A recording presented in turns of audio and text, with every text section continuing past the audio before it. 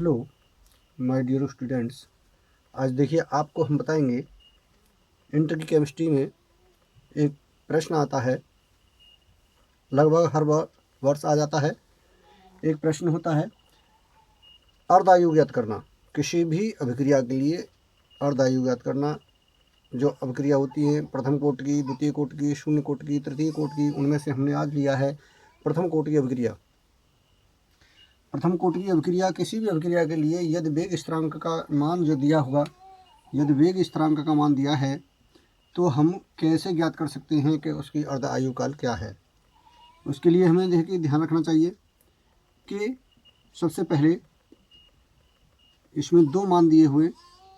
Number एक मान दिया हुआ है के बराबर 5 वर्ष, 5 वर्ष इनवर्स, ये वेग स्थिरांक है। और दूसरा दिया हुआ है, दूसरा वेग स्थिरांक दिया है इसने के इज इक्वल 200 सेकंड इनवर्स, इतना दिया हुआ है। तो इसके लिए हम निकालेंगे अर्धायु काल T1.2 इज इक्वल क्वेश्चनवाचक चिन्ह। तो हमारे पास वेग स्थिरांक, ये अर्धायु काल का सूत्र है T1.2 इज इक्वल 0.693 अपॉन के, ये मान होता है। के का मान रख दो 0.693 अपॉन 5। अब जब हम 5 से भाग देंगे इसमें तो ये हमें प्राप्त होगा। देखिए 5 एकन 5, दशमलव लगा हुआ है, दशमलव को तोड़ लो, ये हो जाएगा 1 एक बार गया, 5 एकन 5, एक बच गया, 19 हो गए। अब 19 में यदि 5 का भाग देंगे तो कितनी बार जाएगा, 5 या 15, 3 बार जाएगा। 19 में से 15 घटा दो, 4 बचा, 43 हो गए, 5 अट्ठे 40, 8 बार गया, 43 में से 40 घटा दिया, 3 बचा, 5 छक्के 30 इंटू, देखिए ध्यान रखेंगे हमने कितना दशमलव हटाया था, 1 पॉइंट हटाया था दशमलव को, ये 1 पॉइंट हटाया है हमने दशमलव को, इसलिए 1 पॉइंट आया है। इसलिए यहाँ पर 10 की पावर -1 कर देंगे और ये हो जाएगा कितना, ये वर्ष में दिया था तो वर्ष हो जाएगा। ठीक है,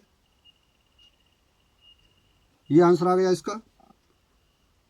इसी प्रकार हम इसको निकाल सकते हैं। देखिए हमें निकालना है यहाँ पर T1.2 इज इक्वल क्वेश्चनवाचक चिन्ह, सूत्र यही T1.2 इज इक्वल 0.693 अपॉन के का मान ये दिया हुआ है ऊपर 0.693 बटे 200। 200 को देखिए कन्वर्ट कर देंगे, 2 जीरो से दशमलव हट जाएगा ये, तो ये कितना हो जाएगा, इन दशमलव को हटा दो तो ये कितना हो जाएगा। इससे हम कर सकते हैं 6.93 इंटू 10 की पावर -3 बटे 2, इस प्रकार कर सकते हैं। 2 से इसमें से भाग कर दो, 2 तिया 6 दशमलव, 2 चौके 8,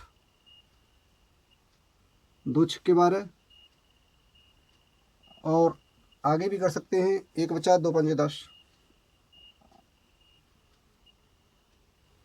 इतने सेकंड आया। वो 10 पावर थोड़ा ऊँचा,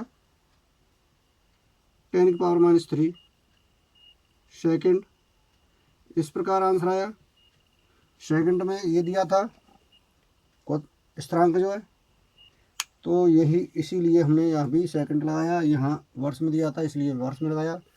इस तरह आप ज्ञात कर सकते हैं प्रथम कोटि की अभिक्रिया के लिए अर्ध आयु काल यदि दिया है आपको वेग स्थिरांक।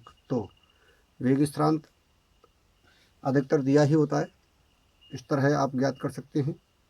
उम्मीद करता हूँ आप सही तरह से इसको ध्यान से देखेंगे। आज के लिए इसी के साथ गुड नाइट। ओके।